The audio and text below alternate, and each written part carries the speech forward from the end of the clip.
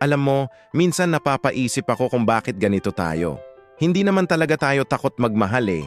Ang totoo, takot lang tayo maramdaman ulit yung hapdi, yung kirot ng pagkawasak ng puso. Kaya nga mas pinipili nating maghintay, di ba? Hinihintay natin yung taong siguradong hindi tayo sasaktan. Yung taong maiintindihan kung bakit tayo nag-iingat. Yung taong handa tayong samahan sa proseso ng pagpapagaling. Normal lang yan. Hindi ka nag-iisa sa nararamdaman mo. Minsan nga ang pag-iingat ay palatandaan na mahal mo rin ang sarili mo.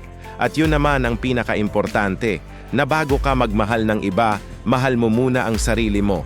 Kaya kung nararamdaman mo to ngayon, tandaan mo, darating din ang tamang panahon. At pagdating nun, may intindihan mo kung bakit hindi nag-work yung mga nakaraan. Kung na-relate ka, i-follow mo ko para sa mas marami pang ganitong kwento. Salamat sa pakikinig.